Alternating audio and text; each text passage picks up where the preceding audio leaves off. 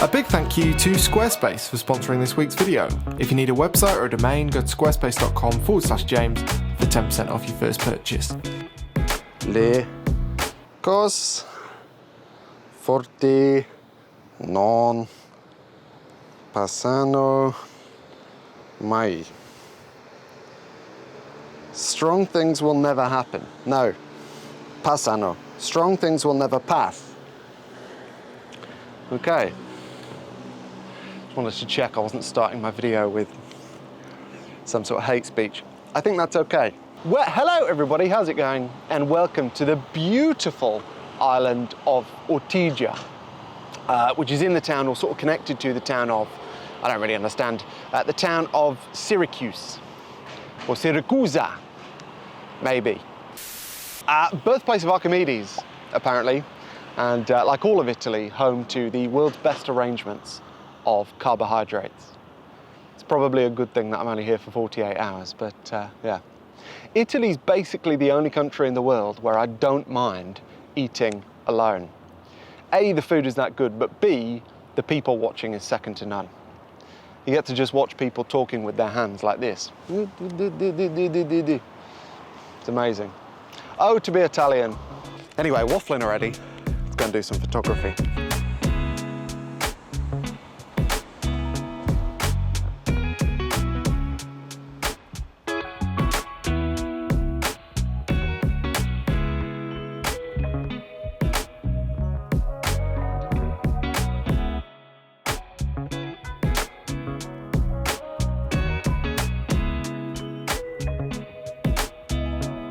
So Ortigia is pretty popular with tourists, and obviously I class myself as a tourist, but as a photographer, it used to be pretty straightforward when you come to touristy places to avoid having tourists in your photos.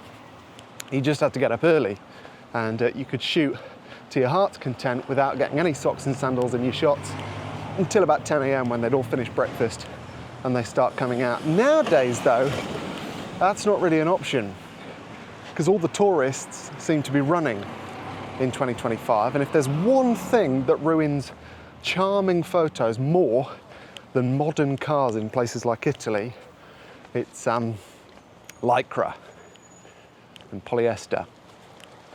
So yeah, it's another battle getting my excuses in. So many runners.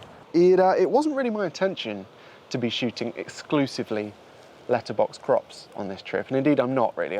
There are other photos I've taken that are different aspect ratios, but for the most part I'm shooting letterboxes, and my obsession deepens.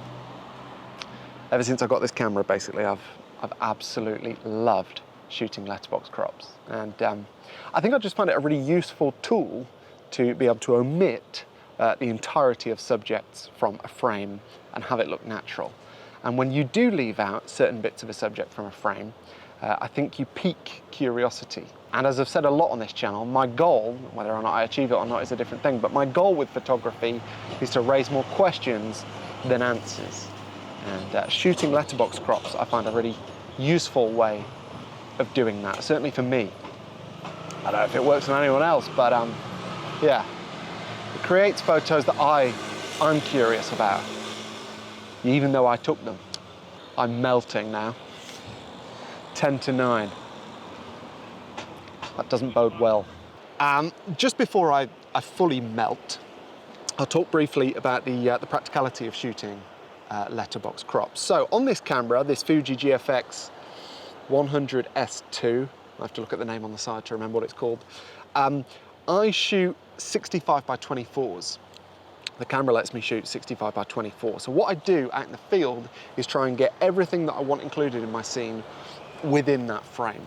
But then when I'm editing, I change the aspect ratio to 16 by 7, which I think basically just gives the scene a bit of breathing room. Now, it's still very much a letterbox crop, but not quite as extreme as 65 by 24. In a video some time ago, I can't remember which, but I'll link it here, I was speaking about some changes I'd love to see made to the cropping functionality on this camera. But I do think as a workflow that works quite well. Sometimes I use 2x1 as well, and I think you could still class that as a letterbox crop. I don't know if there's a technical definition, but yeah, 16:7 is my favorite. I just don't shoot with that out in the field. Hopefully that makes sense. Right, I need a cappuccino and more importantly, probably some water and electrolytes and some shade. I'm so British.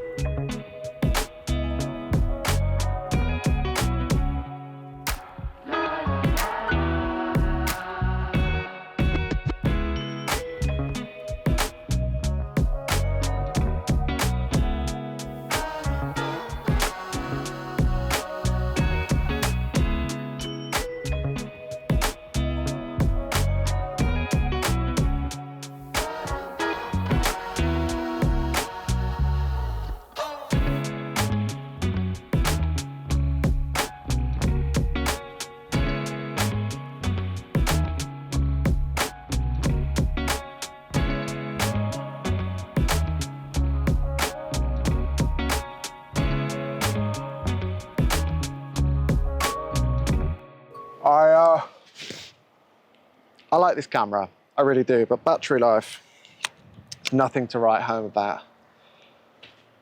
This location really is. And I think it's the perfect kind of place to come to practice photography.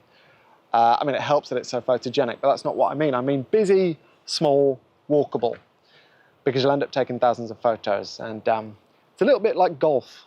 If you want to practice your swing, you go to the driving range rather than the golf course. And it's a very good driving range with pizza. For the avoidance of doubt, I should probably say that I'm not suggesting you go to Italy to practice your photography. I mean, you can do if you want, but I'm not suggesting that that is necessary. What I am saying, hopefully, is that if you're like a landscape photographer, for instance, who enjoys photographing mountains, waterfalls, things of that nature, I'm just saying that I think there is value in visiting places where the scenery changes dramatically every 10 paces, which is what happens in these small towns. And every time that happens, you engage with your camera and you're forced to ask yourself constantly, how do I make this work as a photo? And I think practicing that skill then benefits basically all genres of photography. So I suppose that's what I'm saying. You don't have to go to Italy, but it helps when there's good pizza around every corner when you're walking around all day. Anyway, I do love this little Fiat. I mean, it's bordering on cliche, I think. Perhaps more than bordering, but as a scene, I really quite liked it. Also, this photo, I think does a pretty good job of demonstrating what I'm talking about when I'm talking about one of the benefits of letterbox crops in terms of piquing curiosity. When I look at this photo, and I mean I took it, but when I look at it I can see that a tree has fallen down between two cars, or has it? Was it felled? Perhaps by this bloke, illegally. We don't know anything about this guy, in this crop at least, because when I show you the original 4x3 that the camera shot, we can see that this guy is in fact local police. And we can also see that it looks like the tree fell down from natural causes.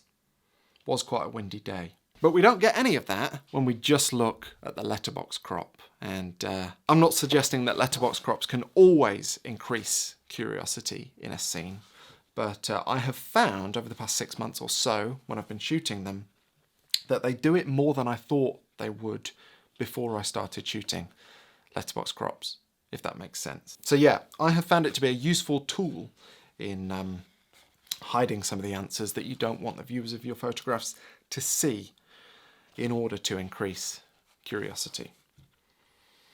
I hope that makes sense. Also, another thing that I'm not saying is that you have to run out and get a camera like this in order to shoot letterbox crops, purely because it shows the frame lines of a letterbox crop. It's perfectly possible to do all of this in post when you're editing, obviously. You can just crop to whatever aspect ratio you like. All I would say, the only tip I would give is, if you're wanting your final result to be a letterbox crop, is to shoot a bit wider than you typically would for like a 3x2 photo, for instance.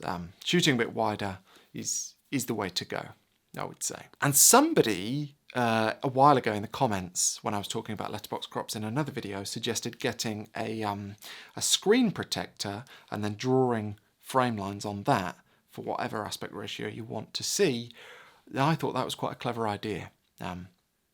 If your camera, again, doesn't show the frame lines of a letterbox and you're interested in trying this. But failing that, just shoot a bit wider, do it all in post. And on shooting a bit wider actually, this lens, this 35-70 from Fuji, which you can get for about 300 quid when you buy it with a body, which I think is tremendous value.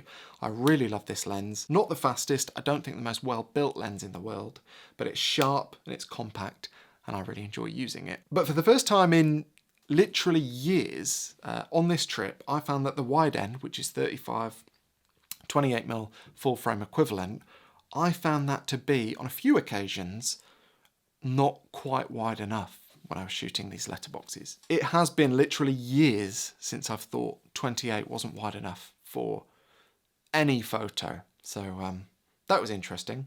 I'm absolutely not going to replace this with any other lens though, because I love it. And it's perfect for the vast majority of the stuff that I do. But that was interesting to observe. Anyway, waffling again. A big thank you for watching. Hopefully it was interesting or useful. And also a huge thank you to the sponsor of this week's video, Squarespace. By the time I release this video, there's a very good chance I've sent out an email to over 20,000 of you telling you about a new workshop that I'm running with my friend Jeroen next year in East Greenland.